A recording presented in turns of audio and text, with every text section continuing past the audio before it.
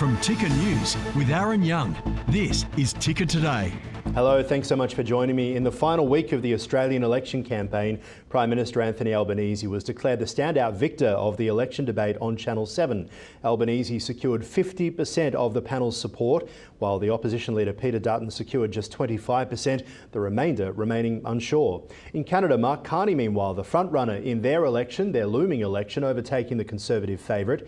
And meanwhile, a serious incident in Vancouver, a car ploughing into a crowd at a street festival causing several deaths and injuries. We'll have the latest. US President Donald Trump and the Ukrainian President Volodymyr Zelensky held a private meeting at the Vatican in a new bid to restart peace negotiations over Russia's invasion. And the market's shaping up to be a crucial week for US markets as giants like Apple and Microsoft set to report earnings amid persistent trade concerns. You are watching Ticker Today, the latest news and business moving the world. Let's get started. First today, in an intense final leaders debate, Prime Minister Anthony Albanese emerged as a clear winner according to a panel of undecided voters from Channel 7. Albanese secured 50% of their votes, while Peter Dutton, the opposition leader, garnered just 25%, leaving the rest undecided. Now, the key issues were addressed, with Albanese dominating discussions on cost of living and tax, whereas Peter Dutton found more support on Indigenous affairs and defence. The debate also featured fire exchanges over the contentious welcome to country ceremonies, as well as accusations of dishonesty from both leaders. Problems, the creation of which you should be ashamed of. Okay, well, Peter, you should be ashamed and you're a liar. Well, Peter can attack me, but I tell you what I won't let him do. I won't let him attack the wages of working people. I won't let him attack the changes that we've put in place for cheaper childcare. I won't let him abandon free TAFE so that people can get an opportunity in life. I won't let him get away with this nonsense about economic management. We inherited a deficit of $78 billion. We turned that into a $22 billion surplus. We delivered another surplus, and we halved the deficit this year. Inflation is now 2.4%. In the bottom half of the Reserve Bank band. It was 6 and rising when we came to office. We have worked hard. The Australian people have worked hard.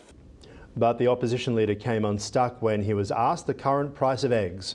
This one here is a dozen eggs. Mr. Dutton, do you know how much they cost? About $4.20. No, you might get half a dozen. Mr. Albanese. $7 if you can find them, because it's hard to find them at the moment. Yeah, you're looking at, I reckon you're looking at 8+. No? Yeah, there you go. It's the Sunny Queen 12 eggs from Woolies. They're $8.80 from Coles. They're slightly cheaper at about $8.50. In Canada, Mark Carney has emerged as a leading candidate in their upcoming election, turning the tables on the Conservative frontrunner. Recent shifts in US relations and threats from President Trump have upended the political landscape, causing the Conservatives' strong lead to now evaporate. While Carney faces criticism for his inexperience, voters seem willing to give the political newcomer a chance, especially amidst rising concerns about economic stability. As the election date now approaches, all eyes are on Carney, who now must navigate the pressure of potential victory. Meanwhile, there's been a major emergency in Vancouver as a driver crashed into a crowd during a street festival, resulting in multiple fatalities and injuries. The 30-year-old suspect, known to police, was apprehended shortly after the incident around 8 p.m. local time. Reports indicate at least 8 are now dead, including a child, with several others critically injured. The event was part of the Lapu Day celebrations, honouring an historical Filipino leader, with witnesses describing the horrific scenes. Authorities continuing their investigation. US President Donald Trump and Ukrainian President Volodymyr Zelensky met privately in the Vatican, hoping to reignite peace talks to end Russia's ongoing war in Ukraine.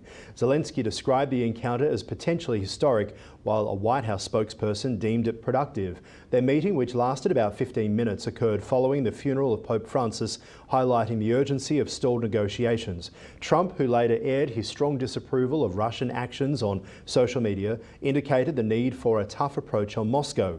As discussions now continue, offering views of territorial issues, particularly Crimea, posing challenges to the pathway forward. The Trump administration is tightening its grasp on the federal workforce, centralising the hiring and firing process within the Office of Personnel Management. The move aims to align employees more closely with the President's policies, shifting evaluation criteria towards political loyalty.